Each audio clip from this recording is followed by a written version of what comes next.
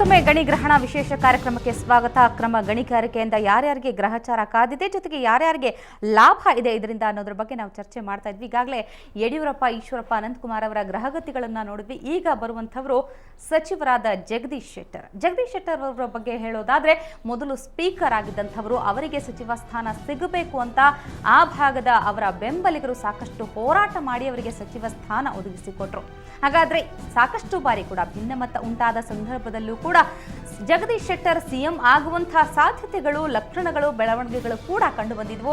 Reddy brothers ಯಾವಾಗ ಭಿನ್ನಮತವನ್ನ ಯಾವಾಗ ಸೃಷ್ಟಿಸಿದ್ರು ಆ ಒಂದು ಸಂದರ್ಭದಲ್ಲೂ ಕೂಡ ಜಗದೀಶ್ ಶೆಟ್ಟರ್ ಪ್ರಮುಖ ಪಾತ್ರ ವಹಿಸಿದ್ರು. ಹಾಗಾದ್ರೆ ಈಗಲೂ ಕೂಡ ಸಿಎಂ ಯಡಿಯೂರಪ್ಪರ ಕುರ್ಚಿಗೆ ಕಂಟಕ ಬಂದಾಗಲೂ ಕೂಡ ಜಗದೀಶ್ ಶೆಟ್ಟರ್ ಅವರ ಹೆಸರು ಕೇಳಿ ಬರ್ತಾನೆ ಇರುತ್ತೆ. ಹಾಗಾದ್ರೆ ಜಗದೀಶ್ ಶೆಟ್ಟರ್ ಅವರ ಬರ್ತ್ ಡೇಟ್ ನೋಡೋಣ. 17/10/1955, 17/10/1955. ಸೊ ದೇವೇಶ್ ಅವರೇ ಏನ್ ಹೇಳ್ತೀರಾ ಅವರು ಹುಟ್ಟಿದ ದಿನಾಂಕವನ್ನ ನೋಡೋದಾದ್ರೆ? ಈ ಹುಟ್ಟಿದ ದಿನಾಂಕ ತುಂಬಾ ಚೆನ್ನಾಗಿದೆ ಅಂತ ಹೇಳ್ಬೋದು, ಆದರೆ ಸಂಖ್ಯಾಶಾಸ್ತ್ರ ಬಗ್ಗೆ ನಂಗೆ ಅಷ್ಟು ಗೊತ್ತಿಲ್ಲ. ಈ ವಿಚಾರವಾಗಿ ನಾವು ನೋಡೋದಾದ್ರೆ, ಇವರು ಹುಟ್ಟಿರ್ತಕ್ಕಂಥ ಉತ್ತರಾಷಾಢ ನಕ್ಷತ್ರ ಅಂತ ಹೇಳ್ಬೋದು. ಉತ್ತರಾಷಾಢ ನಕ್ಷತ್ರ ಮಕರ ರಾಶಿಯಲ್ಲಿ ಇವರು ಹುಟ್ಟಿದ್ದಾರೆ. ಈ ಮಕರ ರಾಶಿಯಲ್ಲಿ ಹುಟ್ಟಿದ ಮತ್ತೆ ಮಕರ ಲಗ್ನದಲ್ಲೇ ಇವರು ಜನನವಾಗಿದೆ ಅಂತ ಹೇಳುತ್ತೆ. ಮತ್ತೆ ಅವ್ರಿಗೆ ಶನಿ ಉಚ್ಚ ಸ್ಥಾನದಲ್ಲಿದ್ದಾನೆ, ಮತ್ತೆ ಶುಕ್ರನು ಉಚ್ಚ ಸ್ಥಾನದಲ್ಲಿದ್ದಾನೆ ಅಂತ ಹೇಳುತ್ತೆ. ಈಗ ಅವ್ರಿಗೆ ಶನಿ ದಶೆ ಪ್ರಾರಂಭ ಆಗಿದೆ ಅಂತ ಹೇಳ್ಬೋದು. ತುಂಬಾ ಚೆನ್ನಾಗಿದೆ ಅವರ ಸಮಯ. ಮತ್ತೆ ಈ ಶನಿ ದಶೆಯಲ್ಲಿ ಒಂದು ಶುಕ್ರ ಭುಕ್ತಿ ಪ್ರಾರಂಭ ಆಗಿದೆ. ಈಗ ಮೊನ್ನೆ ತಾನೇ 1-2 ತಿಂಗಳಿಂದ ಪ್ರಾರಂಭ ಆಯಿತು. ಈಗ ಪ್ರಸ್ತುತ ಸಮಯವನ್ನು ನಾವು ನೋಡ್ತಾ ಹೋದಾಗ ಇನ್ನು 2013 ತನಕ ಇವರು ತುಂಬಾ ಚೆನ್ನಾಗಿದೆ. ಈಗ ಈ ಶಾಸ್ತ್ರದ ಪ್ರಕಾರವಾಗಿ ನಾವು ಮುಖ್ಯಮಂತ್ರಿ ಆಗುವಂತ ಯೋಗ ಇವ್ರಿಗೆ 99 ಭಾಗ ಇದೆ ಅಂತ ಒಂದೇ ಸರಿ ನಾವು ಹೇಳ್ಬೋದು. ಆದರೆ ಇವರು ತುಂಬಾ ಚೆನ್ನಾಗಿದೆ. ಇವ್ರು ಏನೇ ಮಾಡಲಿ ಯೋಚನೆ ಮಾಡಿ ಮಾತಾಡ್ತಾರೆ ಒಂದು ವ್ಯಕ್ತಿ ಅಂತಲೇ ಹೇಳ್ಬೋದು. ಮತ್ತೆ ಇವರ ಒಂದು ಯಾವುದೇ ಒಂದು ಜಗದೀಶ್ ಶೆಟ್ಟರ್ ಅಂದಿದ ತಕ್ಷಣ ಇವರ ನಕ್ಷತ್ರವನ್ನು ನಾವು ನೋಡಿದಾಗ ಇವರು ಎಲ್ಲರ ಒಂದು ಆಧೀನದಲ್ಲೂ ಬೆರ್ತೋ ಅಂತ ಒಂದು ವ್ಯಕ್ತಿ. ಕಷ್ಟದಲ್ಲಾಗ್ಬೋದು, ಸುಖದಲ್ಲಾಗ್ಬೋದು, ಸಂತೋಷದಲ್ಲಾಗ್ಬೋದು, ಎಲ್ಲ ಜನರಲ್ಲಿ ಹಿರಿಯರಾಗ್ಬೋದು, ಬಡವರಾಗಿರ್ಬೋದು, ಮತ್ತೆ ಸಣ್ಣ ಮಕ್ಕಳಿಂದ ಒಂದು 60 ವರ್ಷದ ತನಕ ಇವರ ಒಂದು ವೃತ್ತಿ ಒಂದೇ ತರ ಇರುತ್ತೆ. ಅಂದ್ರೆ ಮಕ್ಕಳ ಜೊತೆಲಿ ಇರ್ಬೇಕಾದ್ರೆ ಮಕ್ಕಳ ರೂಪದಲ್ಲಿ ಇರ್ತಾರೆ, ಹಿರಿಯರ ಜೊತೆ ಇರ್ಬೇಕಾದ್ರೆ ಹಿರಿಯರ ಜೊತೆ ಇರ್ತಾರೆ ಅಂತ ಹೇಳ್ಬೋದು. ಆರ್ಯವರ್ಧನ್ ಅವರೇ ಏನ್ ಹೇಳ್ತಾರೆ? 17/10/55 ಇವ್ರದ್ದು ಎಲ್ಲ ಡೇಟಾ ಪ್ರಚಾರ ಮಾಡಿದ್ರೆ 29 ಬರುತ್ತೆ. ಚಂದ್ರಗ್ರಹ ಅಧಿಕ್ಯತೆ ಆಗುತ್ತೆ. ಮತ್ತು 17 ಮಾತ್ಮೂರು. ಆಮೇಲೆ ಇವರು ಡೇಟ್ ಆಫ್ ಬರ್ತಲ್ಲಿ 1955 2 ನಂಬರ್ ಬರುತ್ತೆ. ಚಿರಂಜೀವಿ ನಂಬರ್ಲು ಕೂಡ 55 ಬರುತ್ತೆ. ಅವರು ಇದೇ ವರ್ಷ ಹುಟ್ಟರು, ಅದಕ್ಕೆ ಅವ್ರು ರಾಜಕೀಯಕ್ಕೆ ಬಂದಿದ್ದು. ಆಮೇಲೆ ಇವ್ರ ಹೆಸರಲ್ಲಿ $T ಬರುತ್ತೆ. ನಾನು ಹಿಂದೆ ಹೇಳೋಗಿದೆ ಹೆಸರು ಡಬಲ್ ಲೆಟ್ರ್ ಬಗ್ಗೆ ಎಷ್ಟು ಯೋಗ ತಂದು ಕೊಡುತ್ತೆ ಅಂತ. ಆಮೇಲೆ ಇವಾಗ ಇವ್ರಿಗೆ ನಡೀತಾರೆ ನಮ್ಮ ಸಂಖ್ಯಾಶಾಸ್ತ್ರ ಪ್ರಕಾರ. ಈ ವರ್ಷದ ಡೇಟ್ ಆಫ್ ಬರ್ತ್ ಆಗಿದೆ, ಬುಧ ದೇಶ ಬರುತ್ತೆ ನಮ್ಮ ಸಂಖ್ಯಾಶಾಸ್ತ್ರ ಪ್ರಕಾರ. ಇದು ಇವ್ರಿಗೆ ಭಾಳ ಬುದ್ಧಿವಂತರು. ಆಮೇಲೆ ನೆಕ್ಸ್ಟ್ ಶುಕ್ರ ದೇಶನೂ ಬರುತ್ತೆ ನೆಕ್ಸ್ಟ್ ವರ್ಷ ಅದೇ ಡೇಟಿಗೆ. ಇವ್ರಿಗೆ ಈ ವರ್ಷ ಅಧಿಕಾರ ಏನಾರು ತಗಂದ್ರೆ ನೆಕ್ಸ್ಟ್ BJP 100% ಬರುತ್ತೆ. ಇವ್ರಿಗೆ ಕೊಟ್ಟರೆ ಬಿಜೆಪಿಗೂ ಒಳ್ಳೆ ಟೈಮ್ ಬರುತ್ತೆ, ಸಖತ್ತ ಬರುತ್ತೆ. ಇವ್ರು ಏನಾದ್ರು ಅಧಿಕಾರದಲ್ಲಿ ಕುತ್ಕೊಂಡ್ರೆ ಜಗತ್ತಲ್ಲಿ ಒಳ್ಳೇದಾಗುತ್ತೆ, ಎಲ್ಲರಿಗೂ ತುಂಬ ಒಳ್ಳೇದಾಗುತ್ತೆ. ಇವ್ರಿಗೆ ಈ ವರ್ಷ ಏನಾರು ಆದರೆ ತುಂಬ ಚೆನ್ನಾಗಿರುತ್ತೆ. ನೆಕ್ಸ್ಟ್ BJP ಬರೋಕ್ಕೆ ಚಾನ್ಸಸ್ ಮತ್ತೆ ಇರುತ್ತೆ. ಜಗದೀಶ್ ಶೆಟ್ಟರ್ ಮುತ್ಸದ್ದಿ ರಾಜಕಾರಣಿಗಳು, ತುಂಬಾ ಸೌಮ್ಯ ಗುಣ. ಯಾವುದೇ ಒಂದು ವಿಚಾರವನ್ನು ಕೂಡ ಚೆನ್ನಾಗಿ ಯೋಚನೆ ಮಾಡಿ ನಿರ್ಧಾರ ತೆಗೆದುಕೊಳ್ಳುವಂತ ಒಂದು ಸ್ವಭಾವ. ಆದ್ರೆ ಅಷ್ಟೇ ಸಿಡಿದಿದ್ರೆ ಮಾತ್ರ ಹುಬ್ಬಳ್ಳಿ ಹುಲಿ ತರನೇ ಅವರು ಆಕ್ಟ್ ಮಾಡ್ತಾರೆ ಅಂತ ಒಂದು ವಿಚಾರ. ಈಗ ಏನಾಗಿದೆ ಇಲ್ಲಿ ಅಂದ್ರೆ, ಒಂದು ಅವಧಿಗೆ ಜಗದೀಶ್ ಶೆಟ್ಟರ್ ಅವ್ರನ್ನ, ಮಾನ್ಯ ಜಗದೀಶ್ ಶೆಟ್ಟರ್ ಅವ್ರನ್ನ ಮುಂದಕ್ಕೆ ಬಿಟ್ಟು ಹಿಂದೆ ಅನೇಕ ಕಾಣದ ಕೈಗಳು ವರ್ತನೆಯನ್ನು ಮಾಡಿ ಏನೋ ಒಂದು ರೀತಿಯಲ್ಲಿ ಸ್ಥಾನವನ್ನು ತಂದುಕೊಟ್ರು. ಆ್ಯಕ್ಚುಲಿ ಅವ್ರಿಗೆ ಸಿಗಬೇಕಾದಂಥ ಸ್ಥಾನ ಅದಾಗಿರಲಿಲ್ಲ, ಆದರೂ ಆ ಸ್ಥಾನವನ್ನು ತಂದುಕೊಟ್ರು, ಸಂತೋಷ. ಅದು ಇನ್ನು ಮುಂದಿನ ಬೆಳವಣಿಗೆಗಳಲ್ಲಿ ಏನಾಗುತ್ತೆ ಅಂತ, ಇವರ ಜಾತಕದ ವಿಮರ್ಶೆಯಲ್ಲಿ ಲಾಭಸ್ಥಾನದಲ್ಲಿ ಶುಕ್ರ ಇದ್ದಾನೆ. ಶುಕ್ರನ ಅನುಗ್ರಹ ಅಂದರೆ ಆ ಮಹಾತಾಯಿಯ ಕೃಪೆ ಇವ್ರ ಮೇಲೆ ಇರೋದಂತೂ ಸತ್ಯ ನಿಜ. ಇದಕ್ಕೆಲ್ಲದಕ್ಕೂ ಒಬ್ಬ ಮುತ್ಸುದ್ದಿ ಮಹಿಳಾ ರಾಜಕಾರಣಿಯ ಹಸ್ತಕ್ಷೇಪ ಆದರೆ ಮಾತ್ರನೇ ಇವರು ನಮ್ಮ ರಾಜ್ಯದ ಮುಂದಿನ ಮುಖ್ಯಮಂತ್ರಿಗಳಾಗುವಂತಹ ಅವಕಾಶಗಳು ಬೇಕಾದಷ್ಟಿದೆ. ಎರಡನೇದಾಗಿ 2014 ಜೂಲೈನಲ್ಲಿ ಮತ್ತೊಂದು ಉತ್ತಮ ರೀತಿಯ ಪದಗ್ರಹಣವನ್ನು ಇವರು ಮಾಡ್ತಾರೆ. ಅದೇನೇ ಆಗಿರುತ್ತೆ. ಏನ್ ಹೇಳ್ತೀರಿ ನೀವು ಜಗದೀಶ್ ಶೆಟ್ಟರ್ ಅವರ ಗ್ರಹಗತಿಗಳು? ಇವರು ಉತ್ತರಾಷಾಢ 3ನೇ ಪಾದದಲ್ಲಿ ಹುಟ್ಟಿದ್ದಾರೆ. 1955 ಅಕ್ಟೋಬರ್ 17 ಮಂಡೇ ಸೋಮವಾರ ಹುಟ್ಟಿದ್ದಾರೆ. ನಾವು ಒಂದು ವಿಚಾರವನ್ನು ನೋಡ್ತಾ ಬಂದಿದ್ದೀವಿ.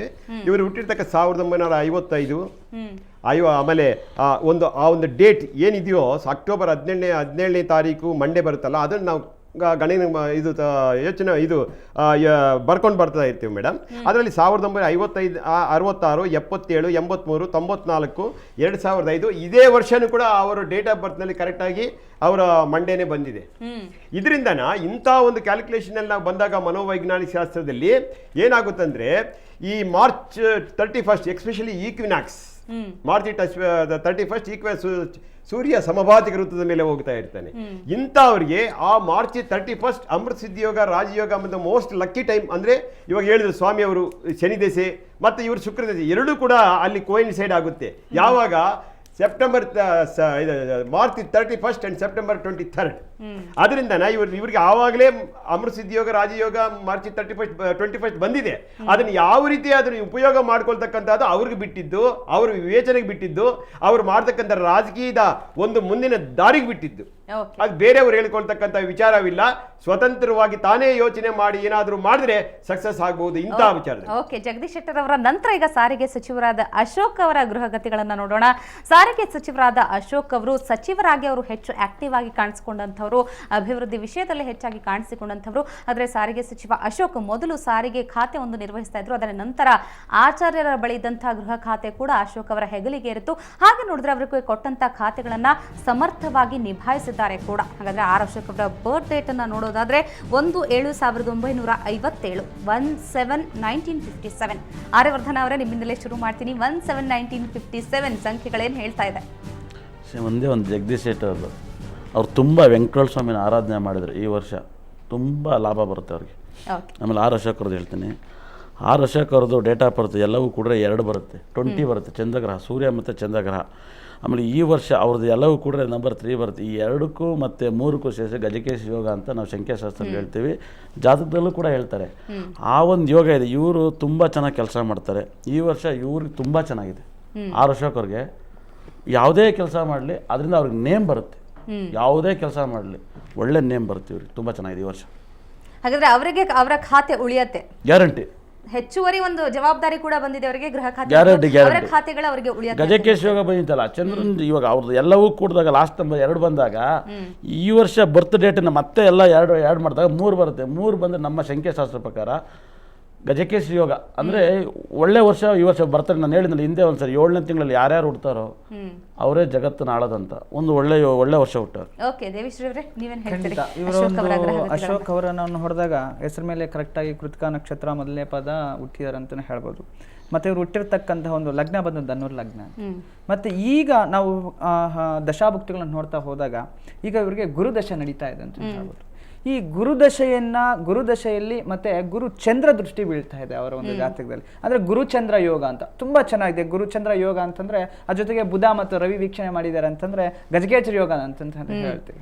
ಅದೇ ರೀತಿ ಈಗ ಇವರಿಗೆ ಗುರುಚಂದ್ರ ಯೋಗದಲ್ಲಿ ಇರೋದ್ರಿಂದ ಇವ್ರಿಗೆ ಅನಿರೀಕ್ಷಿತವಾಗಿ ಲಾಭಗಳು ಬರ್ತಾ ಇರುತ್ತೆ ಅಂತ. ಅಂತಂದ್ರೆ ಮೊನ್ನೆ ಈಗ ಅನಿರೀಕ್ಷಿತವಾಗಿ ಅವ್ರಿಗೆ ಒಂದು ಇದು ಸಿಕ್ತು ಅಂತ.